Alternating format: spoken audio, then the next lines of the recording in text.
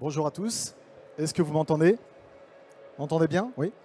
Cette présentation sera plutôt sous le format d'un tutoriel où je vais faire un panorama, un peu brosser un panorama de toutes les technos liées au réseau virtuel et aussi à la sécurité.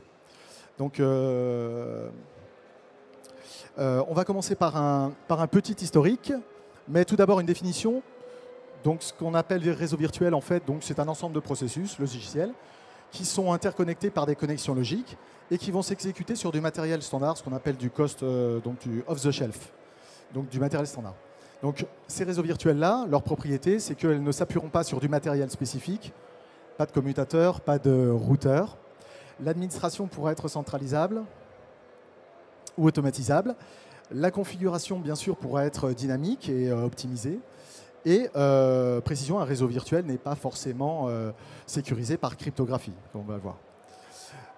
Donc, il y a très longtemps, dans les années 90, les opérateurs proposaient des technos pour leurs clients, pour les entreprises, basés sur de l'ATM.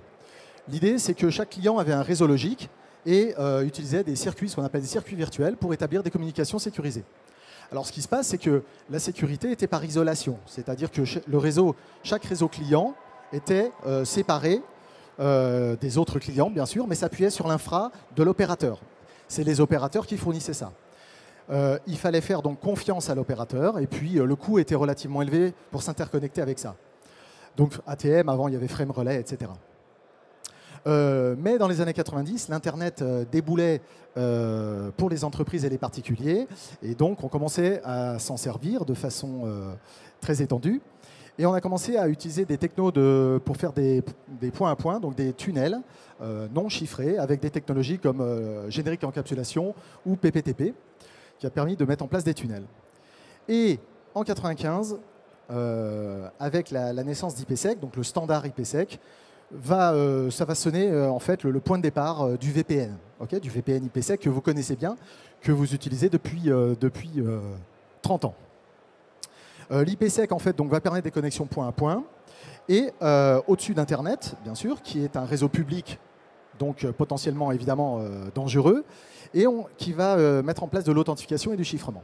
Alors l'IPsec, comme c'est du point à point, la topologie classique, ça va être en étoile, c'est-à-dire qu'on avait un concentrateur, et puis tous les clients allaient sur ce concentrateur pour accéder aux ressources. Coût moyen, donc à l'époque, le concentrateur, c'était des équipements matériels, Cisco ASA, vous connaissez. Voilà. Toujours à cette époque-là, on va vouloir transférer pas seulement de l'IP, parce qu'à la base, IPsec ne transportait que de l'IP. Et donc, on va avoir des technotunnels comme L2TP, par exemple, qui va nous permettre de transporter des protocoles de couche 2, par exemple, de l'Ethernet ou autres, ou d'autres protocoles. Donc, L2TP, associé à IPsec, va permettre, là encore, de faire des tunnels point à point sur de l'Internet public, et ça marchait bien. Toujours à cette même période, va apparaître SSL, que vous connaissez aussi très bien. SSL était fondamental puisque c'est ce qui a fait éclater le business sur Internet. Avant SSL, les numéros de carte bleue passaient en clair, c'était pas génial pour faire du business. Donc SSL apparaît et va permettre les connexions sécurisées et chiffrées de bout en bout au niveau socket, mais va pouvoir être utilisé aussi pour faire des tunnels. Et l'un des premiers, ça a été S-Tunnel, qui est un logiciel qui est un proxy et qui vous permet d'interconnecter deux applis TCP standard sur un tuyau TLS. A noter que S-Tunnel existe toujours aujourd'hui, ça marche très bien. Sont apparus aussi à cette période-là les fameux VLAN. Donc là, on parle de réseau virtuel sur un réseau local Ethernet. Donc on a un réseau Ethernet physique et grâce à des tags, on va pouvoir avoir des réseaux virtuels. Ici, pas de chiffrement, mais de la sécurité par isolation et un coût faible. Il suffisait de modifier les switches. Alors, au détour des années 2000, vont apparaître évidemment le MPLS. Le MPLS, vous le connaissez, puisque je pense qu'un certain nombre d'entreprises utilisent des services MPLS qui sont fournis par des opérateurs. Alors, MPLS, c'est un réseau logique. Chaque client possède aussi un réseau logique basé cette fois-ci sur des chemins virtuels. Alors, quelle est la différence? Vous allez me dire, avec les technos précédentes, les chemins font que si jamais vous avez un lien qui tombe ou un nœud qui tombe, MPLS va être capable de contourner le lien ou le nœud défectueux. C'est pour ça qu'on parle de chemin. En fait, c'est le même principe que IP, ce qu'on a dans l'Internet standard. Les circuits virtuels qu'on a vus précédemment dans les techno ATM frame relay, eux, par contre, tombaient lorsqu'il y avait une panne. Alors, le MPLS est très versatile puisque cette techno-là, elle peut être déployée sur de nombreuses technos de niveau 2, donc de nombreux protocoles techno niveau 2, mais elle peut aussi transporter n'importe quoi, hein, multiprotocole. Donc elle va transporter des flux IP, mais elle peut aussi transporter du trafic Ethernet. Donc vous allez utiliser dans ce cadre-là soit ce qu'on appelle du MPLS BGP pour créer des VPN IP, des VPN de niveau 3, des VPN IP, ou alors vous allez utiliser ce qu'on appelle du Directed LTP qui vous permet de faire des VPN de niveau 2 et de créer ce qu'on appelle des pseudo-wires, c'est-à-dire des câbles virtuels où vous allez faire transporter de l'Ethernet. SSL, bien sûr, va être standardisé par IETF en 99 et va permettre de créer OpenVPN, que vous connaissez très bien, puisque j'imagine que vous vous en servez massivement, qui est cette fois-ci un VPN qui s'appuie non plus sur IPsec, mais sur TLS, protocole TLS standardisé. Il est totalement logiciel et évidemment, l'intérêt est que le coût est très faible comparé à un réseau MPLS qui reste un réseau d'opérateurs qui est cher. Alors, toujours dans les temps modernes, vont apparaître des réseaux virtuels de diverses catégories qui répondent à divers besoins et qui ont un intérêt puisqu'on va les retrouver dans des propositions plus récentes. Alors, évidemment, les réseaux pair à pair, vous les connaissez, très anciens, où on va interconnecter les machines directement entre elles, sans intermédiaire. On va avoir les réseaux anonymes avec des technos de type Freenet, Tor, que vous connaissez aussi, et l'Invisible Internet Project. Donc l'objectif là, ça va être d'anonymiser les utilisateurs, les clients. On va avoir les tables de hachage distribuées. Donc là, leur objectif, on va le voir, c'est d'améliorer le routage dans ces réseaux virtuels par rapport à des réseaux pair à pair standards qui utilisent principalement de la diffusion, donc qui envoient tout le monde. En termes de tunnels sécurisés, on va voir SSTP en 2007. Pareil, donc tunnel TLS, mais qui peut transporter du trafic PPP. Et l'intérêt du trafic PPP, c'est que dessus, on peut mettre n'importe quoi. Donc ça va être un tunnel TLS qui peut transporter, encore une fois, des trames Ethernet. Et enfin, on va avoir la déclinaison DTLS, qui est la version qui tourne au-dessus du DP. Là aussi que vous connaissez avec le fameux Cisco AnyConnect, que vous utilisez peut-être. OpenConnect, donc la version open source, est sortie en 2009 et encore beaucoup utilisée aujourd'hui. Encore une fois, c'est du point à point avec des tunnels DTLS. Alors, plus proche de nous, donc dans la dernière décennie, qu'est-ce qui va se passer? On va voir arriver la virtualisation des réseaux, bien sûr, avec le SDN, Software Defined Networking, en 2008, la virtualisation de fonctions réseau, et le SD-WAN, qui est arrivé un peu après, qui est en fait, le SD-WAN, bien sûr, un dérivé du paradigme SDN. Donc SDN et NFV sont vraiment des paradigmes, ne sont pas des produits ou des archives. On va voir aussi apparaître la blockchain. Alors, en 2009, c'est Bitcoin, bien sûr, qui arrive, mais sous Bitcoin, vous avez une blockchain. Cette blockchain, vous savez que vous en avez de nombreuses, pas forcément des crypto-monnaies d'ailleurs. Et ces blockchains-là, elles ont besoin de réseaux, en fait, de réseaux virtuels. Donc on va en parler un petit peu. En 2015 apparaît WireGuard, qui est un outil qui permet de créer des tunnels sécurisés, chiffrés. WireGuard, on va dire qu'il est dans la lignée de TLS et d'IPsec avant lui, donc c'est le troisième de la série. Il a quelques particularités que je vais détailler un peu plus tard. Et en termes d'accès sécurisé, on va voir apparaître un peu avant 2020 le ZTNA, le SASI, qui sont, comment dirais-je, pareil, des paradigmes, c'est un peu gros, mais une façon en fait de définir des accès chiffrés sur des réseaux virtuels. Alors, toujours dans les années 2010, l'Ethernet va continuer son ascension fulgurante et va passer du LAN classique avec du VLAN à des réseaux métropolitains avec ce qu'on appelle le Provider Bridge, ce qui va permettre à des providers d'interconnecter des réseaux Ethernet sans utiliser d'autres technos. L'idée, c'est d'utiliser Ethernet partout. Donc, pour ça, on va faire ce qu'on appelle du Q-in-Q, c'est-à-dire qu'on va encapsuler, on va avoir deux tags qui vont nous permettre d'avoir un provider qui va transporter plusieurs réseaux clients identifiés à l'aide d'un VLAN tag. Alors, là encore, sécurité par isolation, pas de chiffrement. Si on veut chiffrer, il faut le faire au-dessus. Et on va aussi avoir une techno pour cette fois-ci carrément ce qu'on appelle les carrières Ethernet, c'est-à-dire des opérateurs télécoms sur Ethernet, avec la techno Provider Backbone Bridge, PBB, qu'on appelle aussi du Mac in Mac, où cette fois-ci, vous avez, voilà la tête de la trame, où en fait, vous allez avoir une trame avec une adresse MAC client, et puis ici, les adresses MAC des switches de l'opérateur. Et donc, l'intérêt de faire ça, c'est quoi? C'est en fait d'augmenter la portée d'Ethernet, qui est ubiquitaire dans les LAN entreprises, industrielles, etc., d'augmenter sa portée au travers de providers et même de backbone, donc d'opérateurs. là, isolation, pas de chiffrement. Et enfin, l'explosion du cloud et l'explosion des machines virtuelles et des containers va nécessiter leur interconnexion. Et là, pareil, on va venir avec des protocoles qui vont permettre ça, comme le VXLAN qui apparaît en 2014, ou le NVGRE, donc Network Virtualization, où là, cette fois-ci, on va transporter des trames Ethernet, soit dans des paquets UDP, qui va nous permettre donc d'interconnecter des machines, comment dire, des containers ou des machines virtuelles qui sont sur des machines physiques différentes. Donc soit dans des paquets UDP, soit dans de l'IP. Et dans le VXLAN, bon, ils ont tout de suite prévu le coup, comme il y avait quand même beaucoup de machines, on est sur des tags de 24 bits. Hein. Vous savez que les VLAN historiques, c'est 12 bits, hein, 4000 VLAN. Donc là, dans le VXLAN, c'est 24 bits, ça nous fait pas mal. Et donc, cela va permettre de créer des réseaux Ethernet virtuels dans les data centers, mais pas que, et across, enfin, au travers de plusieurs data centers différents, bien sûr, sur site. On va éventuellement, alors ça va être déployé aussi soit sur des routeurs virtuels comme OpenVSwitch, que vous utilisez aussi probablement, mais aussi sur des équipements matériels. Alors maintenant, on va approfondir quelques réseaux. Le peer-to-peer, je vais aller très rapidement, mais on a des réseaux donc virtuels décentralisés, décentralisés non structurés, c'est-à-dire qu'il n'y a pas de topologie. Les machines se connectent un peu comme elles veulent. Chaque client, bien sûr, est client et serveur. Par contre, lorsqu'on va chercher quelque chose, les requêtes vont se faire par flooding, ou alors par une machine dédiée, mais là, on a le problème de la confiscation de la machine dédiée. Donc, on va faire du flooding. Ça pose des problèmes évidemment d'efficacité. Et après, quand on récupère les fichiers dans ce type de réseau, on va se connecter ponctuellement aux nœuds qui possèdent les parties de fichiers requises.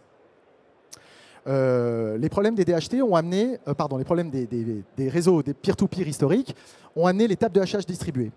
Alors là, cette fois-ci, toujours du pair à pair, toujours du virtuel. Donc c'est du logiciel qui tourne sur des machines situées partout. Et elles vont s'interconnecter d'une certaine façon. C'est-à-dire que le réseau va être construit avec une topologie spécifique. Alors, il existe un certain nombre de technos, CAN, CORD, Cademlia, etc. Je ne vais pas rentrer dans les détails. L'intérêt de ces réseaux virtuels-là, c'est qu'on peut trouver efficacement une ressource. C'est-à-dire que si vous recherchez une ressource, vous allez faire une requête qui va être routée. Chaque nœud possède une table de routage. Et ce routage, il est en log de n. N, c'est le nombre de nœuds dans le réseau. Donc, le chemin, il aura une longueur proportionnelle à log de n. C'est-à-dire que ça passe à l'échelle. Ces technos sont utilisés, par exemple, dans Cassandra, donc dans tout ce qui est big data. Quand vous avez du big data avec de la recherche d'infos un petit peu partout, on a de la DHT derrière. Donc, au niveau des blockchains, donc j'en ai parlé un petit peu avant, on a des ledgers décentralisés, il faut bien qu'ils communiquent sur des réseaux. Alors comment on va faire? C'est aussi du réseau pair à pair, comme précédemment. Par contre, on va systématiser le chiffrement entre les nœuds, ça c'est une première chose. En général, ça va être des tunnels TLS entre les nœuds de la blockchain en question. Et ensuite, quand on va vouloir diffuser l'information, on va utiliser un gossip protocol. Alors, pourquoi on ne va pas faire une diffusion? Vous savez que, alors, par exemple, quand vous avez des cryptos, dans toutes les blockchains, quand vous avez un bloc de transaction, vous allez devoir le distribuer à tous les nœuds. Cette distribution est très coûteuse. Si on fait une diffusion bête, entre guillemets, on va saturer le réseau. Donc, en particulier le réseau Bitcoin, qui fait 80 000 nœuds quand même. 80 000 nœuds. Donc, on va utiliser un protocole de gossip. Le principe du protocole de gossip, c'est qu'un nœud donné, quand il va diffuser sa transaction, il va l'envoyer à un sous-ensemble de ses voisins, qui eux-mêmes vont l'envoyer à un sous-ensemble des voisins. Et puis, statistiquement, on va finir par couvrir le réseau tout entier. Donc, ces réseaux virtuels-là sont utilisés. Alors, j'ai donné ici des exemples de blockchain publiques, mais c'est valable aussi pour des blockchains privées qui peuvent servir pour de l'IoT, de l'industriel, enfin tout un tas d'applications. Vous pouvez aller voir Hyperledger pour les applis liées au blockchain. Alors, les messages transportés par ZeroMQ, c'est un framework de transport, pareil sur la crypto. Alors, quelques mots quand même sur SDN, je pense que vous connaissez un petit peu tout ça, mais pour faire un petit peu le déroulé. Donc, apparaît en 2008, donc ça c'est un paradigme, et le principe c'est de se dire, on en a assez des équipements monolithiques propriétaires où il en faut 1000, on va vouloir automatiser et centraliser. Donc qu'est-ce qu'on fait? On va séparer le plan de contrôle du plan de données. Vous allez avoir ce qu'on appelle un contrôleur réseau, un network controller, qui va communiquer avec les switches, avec les commutateurs. Et donc on a un contrôle cette fois-ci centralisé, comme un cerveau, on va dire unique, qui va piloter tous les commutateurs. Ça va permettre quoi? L'orchestration, l'automatisation et l'optimisation des performances. C'est-à-dire qu'on va pouvoir modifier le comportement des switches en temps réel, enfin plus ou moins réel. Alors concrètement, ça va se présenter comment? Vous allez, le contrôleur qu'on a vu avant, contrôleur réseau, c'est du software qu'on va faire tourner sur une machine standard. Et ensuite, vous allez avoir des commutateurs qui sont programmables, commutateurs matériels ou logiciels, OpenVSwitch, dont j'ai parlé avant. Le protocole, donc le contrôleur va communiquer avec le commutateur, avec un protocole. OpenFlow, c'est le protocole historique, mais il y en a d'autres. Et ensuite, à quoi ça ressemble un commutateur SDN? Ça ressemble à ça. Vous avez en fait une table de flux, où en gros, vous avez un matching et une action. Alors, comparé à un switch standard, vous voyez la différence. C'est-à-dire qu'en fait, ici, vous allez pouvoir créer des règles assez complexes en prenant les adresses MAC, les adresses IP, les numéros de port, le proto. Alors ici, les règles, elles sont simples, mais je peux combiner tous ces éléments dans une seule règle, si je veux. Et donc ensuite, on va sortir sur des ports, on va dropper, on va envoyer au contrôleur, enfin voilà. Donc ça, c'est la mécanique. Et en fait, SDN va permettre une granularité bien supérieure à ce qu'on avait avec les équipements historiques, avec les switches ou les routeurs, puisque là, on voit bien qu'on a un mélange. Le switch SDN, en fait, il fait aussi bien office de switch que de routeur, finalement. Hein. On le voit avec ces tables. Et donc, on a une granularité beaucoup plus fine, et en plus, une programmabilité. C'est-à-dire qu'à un instant T, si on a un problème sur le réseau, l'administrateur, il va sur le contrôleur, et puis il peut changer tout ça. Ce qui, évidemment, n'est pas possible avec les archives standards. Le NFV, pareil, vous connaissez le principe. L'idée, c'est de séparer la fonction réseau du matériel. Donc pourquoi? C'est toujours pareil, on a une boîte noire qui coûte très cher, matériel, avec du soft propriétaire dedans. Qu'est-ce qu'on veut faire? On va exploser les deux. On veut que ça tourne sur du code, donc des machines pas chères standards. Et puis, toute la fonction en elle-même, on va la faire purement software. Et on va virtualiser ici. Ça peut être de la VM, ça peut être du container. Alors évidemment, ça c'est faisable, pas sur toutes les fonctions. Par exemple, le routage, on va le laisser en hardware, parce que sinon les perfs, ça ne va pas être terrible. L'intérêt, c'est quoi, bien sûr? C'est de pouvoir automatiser, encore une fois. C'est de pouvoir réassigner les ressources. C'est de pouvoir faire de l'élasticité, de l'optimisation, etc. En fait, tout ce qu'on avait dans le compute cloud, on va le retrouver pour le réseau, pour le network. Donc c'est ça le principe du NFV. Bon, ça, c'est le framework. Je ne vais pas rentrer dans le détail, vous pouvez trouver ça facilement. Et donc, on réduit les coûts. Hein, comme d'habitude, c'est le principe, c'est de réduire les coûts. Alors, concrètement, comment ça va se passer?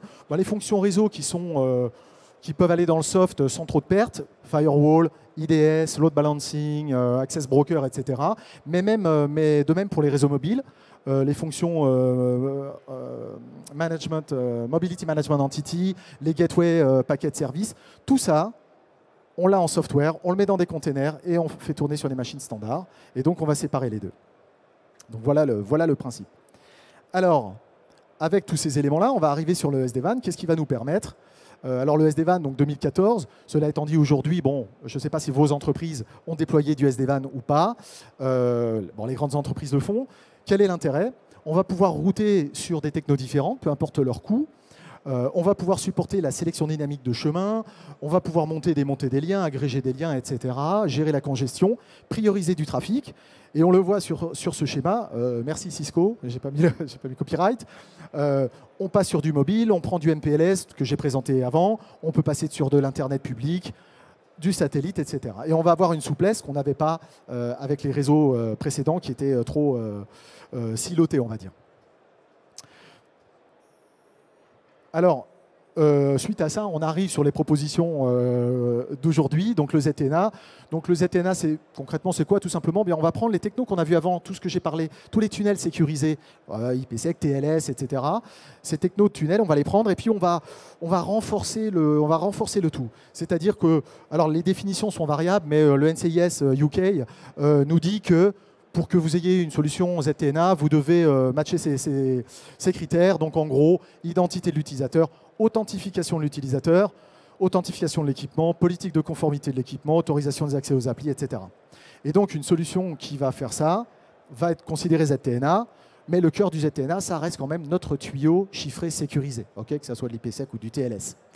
Les fournisseurs, voilà une liste non exhaustive. Vous pouvez constater qu'il y en a au moins 3/4 qui sont ici. Donc, n'hésitez pas à les voir. Alors, techniquement, comment ça se passe? Un petit exemple pour ceux qui n'utilisent pas encore du ZTNA. Voici l'infra. Donc, ici, vous avez l'application, le serveur, le service qui tourne sur le serveur.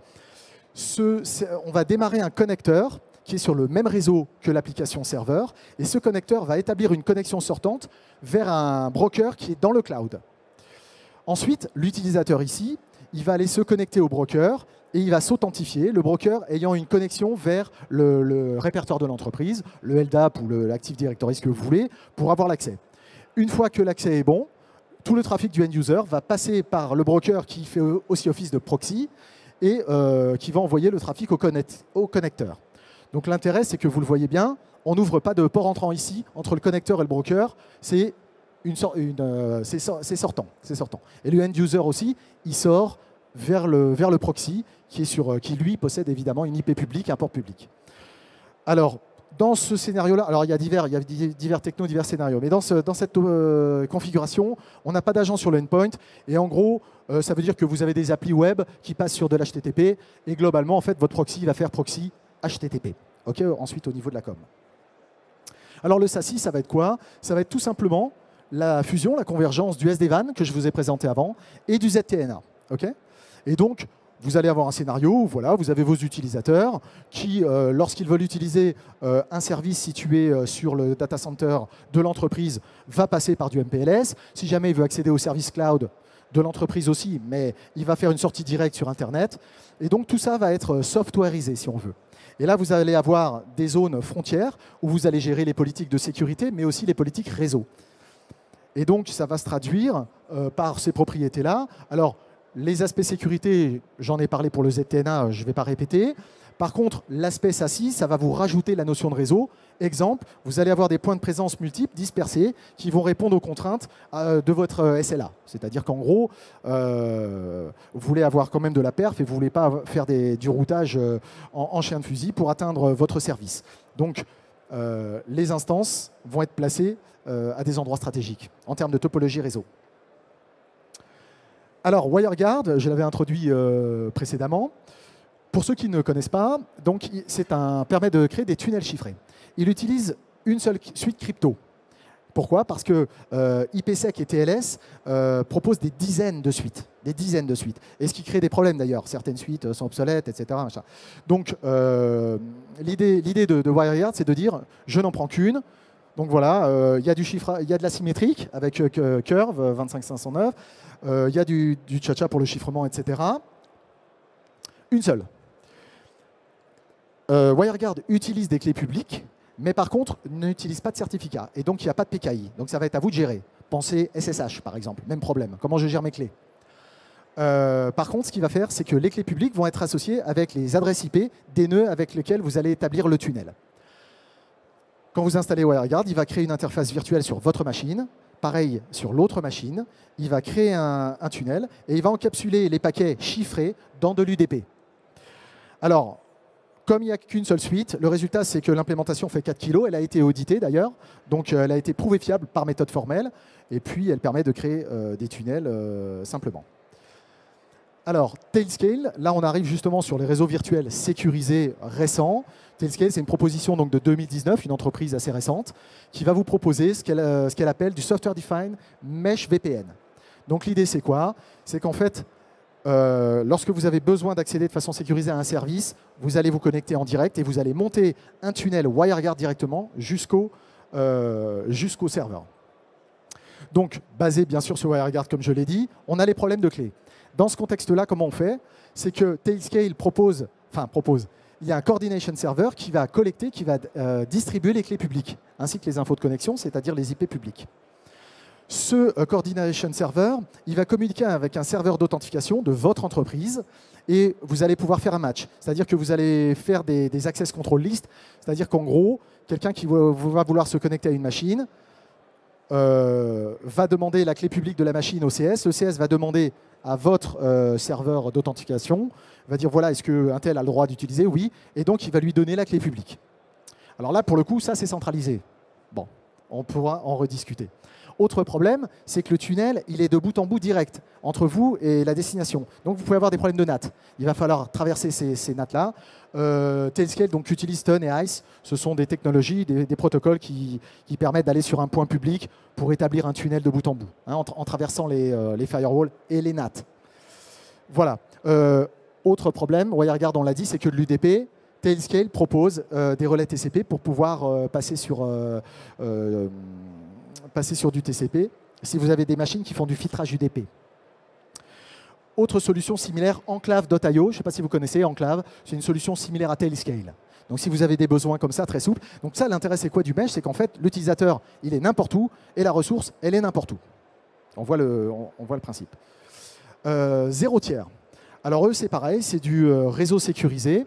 Quelle est leur façon de voir les choses? Leur façon, c'est de se dire, vous pouvez créer un réseau sécurisé qui recouvre le monde entier, hein, donc Ethernet Switch for Planet Earth. Et l'idée, c'est que tous les occupants communiquent comme s'ils étaient sur le même LAN. Alors là, on pense à VXLAN, oui, mais là, par contre, chiffrement. Alors, comment ça fonctionne? Si vous souhaitez, vous créer un réseau virtuel sécurisé, ce réseau il va commencer en fait par un seul device, un équipement, et puis après, vous avez d'autres équipements qui vont venir s'y rajouter. Ce réseau, donc, il est fait de liens dynamiques chiffrés entre paires authentifiées. Donc, chiffrement, authentification. Alors, le chiffrement, il n'est pas précisé. En fait, on va dire que les algos utilisés sont similaires à ceux de WireGuard. Okay, et par contre, vous avez un nouvel équipement, vous voulez joindre un réseau zéro tiers. Comment vous allez faire? Vous avez besoin de rentrer dans ce réseau. Vous avez ce qu'on appelle des root serveurs qui vont vous permettre de connaître les machines qui sont déjà dans le réseau. Ces root serveurs sont gérés par zéro tiers, gratuitement, là aussi à voir. En fonction de vos besoins, si c'est OK ou pas OK. Les trams Ethernet, ensuite, sont transportés sur... Donc, il y a deux couches. Hein. Ça, c'est le réseau virtuel sécurisé. Et ensuite, vous avez un réseau Ethernet où vous allez transporter les trams avec un protocole similaire à VXLAN que j'ai présenté tout à l'heure. Donc, le réseau virtuel, il vous appartient. C'est votre entreprise qui le crée ou c'est vous, en tant que simple utilisateur, qui le créez. Et une machine va jouer un rôle particulier, celui de contrôleur réseau. Et ce contrôleur réseau fera office d'autorité de certification et signera les certifs de tous les équipements qui vont rejoindre ce réseau virtuel-là. Donc encore une fois, l'idée c'est quoi? Un réseau virtuel, toutes les machines auront l'impression d'être sur un LAN, mais elles peuvent être partout autour du monde. C'est ça, zéro tiers. Voilà. Mysterium, alors ça c'est pareil, ils appellent ça du VPN distribué, c'est un peu moins complexe. Là l'idée c'est de faire de l'anonymat. Donc ceux qui souhaitent avoir de l'anonymat, et au lieu de passer juste par un proxy comme les VPN de particuliers, là leur idée c'est de dire vous allez passer par un utilisateur résidentiel. C'est-à-dire que tous les membres de ce réseau partagent leurs ressources. Et en fait, vous allez donc vous établir un tunnel en WireGuard vers un autre utilisateur et vous allez sortir de par cet utilisateur. 20 000 personnes sont dessus et dans 135 pays. Voilà. Après, cela dit, quand vous faites office de point de sortie, à voir si vous êtes OK ou pas avec ça. Mais bon, ils ont 20 000 personnes déjà. Assez récent, oui, très récent, je crois, Mysterium. Ça vient de Suisse. Alors, quelques mots sur Tor quand même. Toujours, là, j'ai parlé d'anonymat en version VPN distribuée, mais un peu classique. Tor, l'idée, c'est de monter un peu d'un cran la notion d'anonymat. Vous connaissez, maintenant, ça fait 20 ans, hein, donc il n'y a pas de souci. Le principe de base, c'est le masquage de l'adresse IP client. On va passer au travers d'un réseau virtuel, là encore, qu'on appelle un overlay, un réseau recouvrant. Actuellement, Tor, c'est environ 8000 nœuds, 8000 nœuds dans le monde, par des volontaires. Et l'idée, c'est quoi? C'est que vous, en tant que client, vous allez choisir 3 relais particuliers et vous allez faire des tunnels qui s'imbriquent et sortir sur le 3e nœud qu'on appelle un exit node, pour aller attaquer le service qui vous intéresse. Et l'idée, c'est que le service ne saura pas qui vous êtes. Ça transporte que du TCP, ça utilise SOX en termes d'interface. Alors, pour s'en servir de Tor, qu'est-ce qu'on fait? Soit on a des applis custom spécifiques, hein, comme le Tor Browser, etc. Soit on a des boîtiers dédiés. Il y a des gens qui vendent des boîtes, Adonabox ou Invisbox, je ne sais pas si vous connaissez. Ou sinon, il y a un OS qui sort toutes vos connexions sur Tor qui s'appelle Tails. OS Tails. Bon. Alors, Tor, donc ça c'est l'anonymat. Le problème, c'est les relais, on l'a vu. Il faut avoir confiance au relais. Donc, comment ça se passe? Les relais, ils ont chacun une clé publique, une clé privée. Les clés publiques, en fait, elles vont être signées par ce qu'on appelle un Directory Authority, qui va donc collecter les clés publiques, les adresses IP, les localisations, et qui va faire des listes. Et ensuite, vous, votre logiciel client, lorsque vous allez vouloir passer sur Tor, vous allez en fait interroger un DA. Le DA va vous renvoyer une liste. Cette liste, bien sûr, elle est signée par la clé du DA qui est installée en amont dans le logiciel. Et puis, vous allez pouvoir accéder au relais. Il y a 9 répertoires dans le... C'est bon, Tamir? On va arriver sur la fin. J'y suis presque. Ah oui, Hidden Services. Tor maintenant bascule parce que vous allez me dire, bon, l'anonymat client, c'est un use case faible, mais attention, on a ce qu'on appelle les services cachés qui permettent cette fois-ci de masquer l'IP du serveur et le port du serveur. Et donc, cette technologie-là, que je n'aurai peut-être pas le temps de vous décrire, va permettre de rendre finalement un usage entreprise. Et pour ça, je vous renvoie à Chimère, qui est pas loin ici, qui a un stand, qui utilise cette techno pour rendre invisibles les accès serveurs. Alors, juste petit point, alors je ne détaille pas. Le seul truc, c'est que le serveur est caché, le client est caché. Si jamais vous voulez authentifier le client, il faut un pre-shared secret que vous allez échanger out of band, c'est-à-dire par un autre biais, afin d'établir cette connexion. Et j'avais encore un mot sur Snowpack, mais vous les connaissez aussi. Ils sont chez Exatrust. Voilà, ils utilisent aussi un réseau virtuel composé de nœuds qu'ils proposent.